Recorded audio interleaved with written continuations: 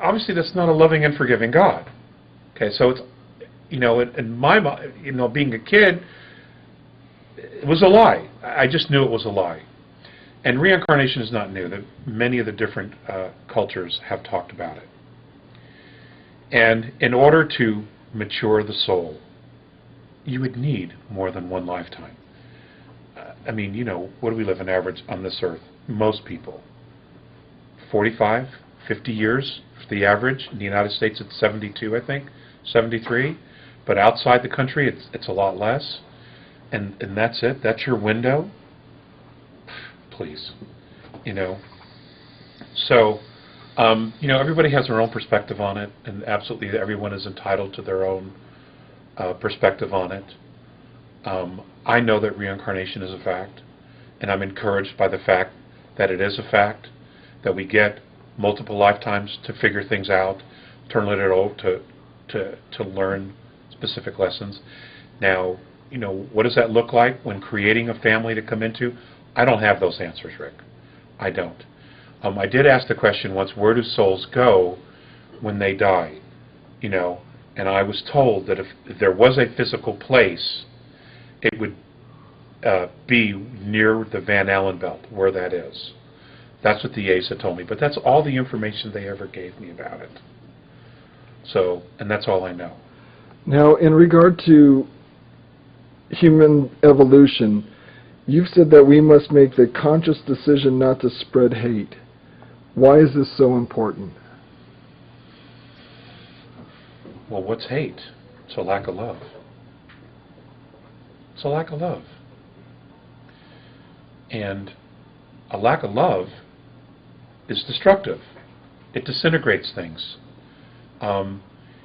If you look at some of the earlier notes where the Andromedans have talked about traveling through space throughout our galaxy and discovering cultures who had reached advanced maturity that had actually destroyed themselves because they lost their original intent. And I believe that the original intent is learning to totally and unconditionally not only love oneself, but love all. When you lose focus of that, things just begin to disintegrate perpetually, because you continue to justify creating a space of fear. And do love and fear exist in the same space? No, they don't. They're actually polarities, opposite polarities.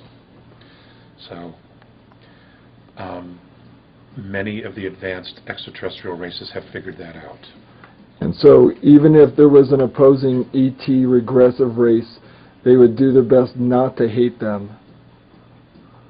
Yes. Yes. You've said that in this age that it's so important to know your neighbors. You've said that in your recent meeting with the Andromedans that your faith in friendships was reaffirmed.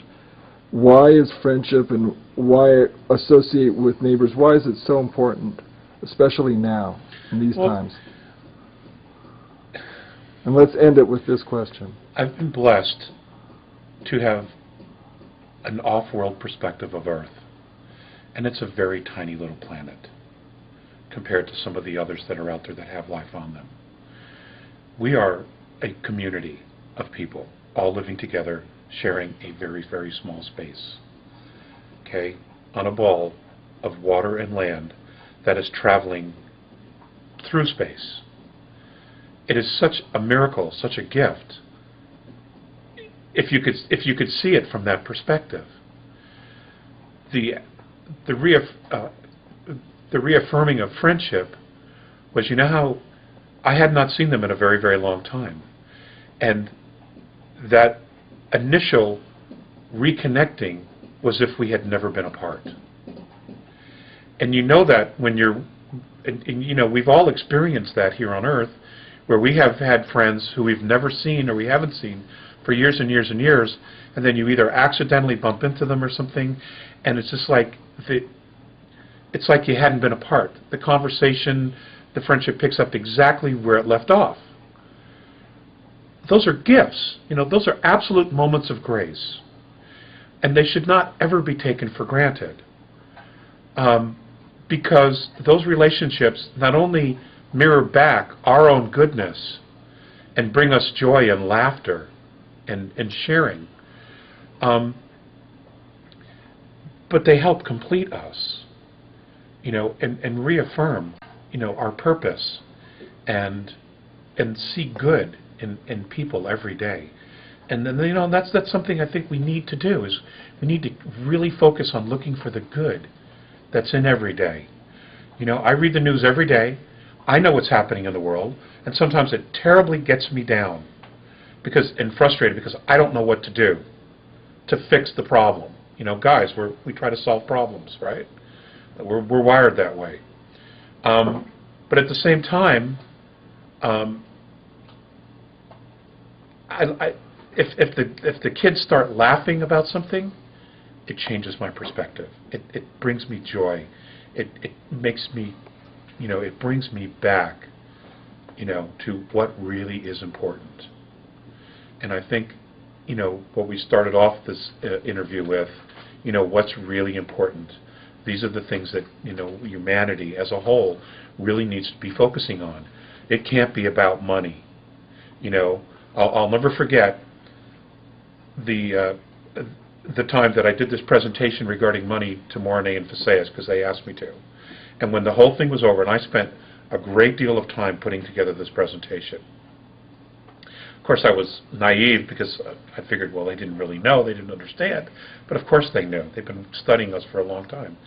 And when the whole thing was over, Mornay was very grateful. And Facéas just looked at me and he goes, I don't understand. And I go, well, what is it that you don't understand? And he just looked at me and he said, I don't understand why you have to pay to live on a planet you were born on. And then, it's such a simple question, and it's haunted me ever since. And you know what, ladies and gentlemen? Ask yourself that question. Why do we have to pay to live on a planet we were born on? And who are we actually paying for the privilege of being alive here? Who made them the boss? Who put them in charge? Think about that. Alex. And have a rum and coke. Alex, I'm kidding. Thanks so much for spending the time with me today, and with all the people that are going to get to be able to see this. And we all thank you in advance. And we thank you for everything you've done in the past, sharing all your experiences. And a lot of us recognize the pain and sacrifice that you've gone through in sharing this. And we all just want to remind you that we really appreciate it and thank you. Peace out.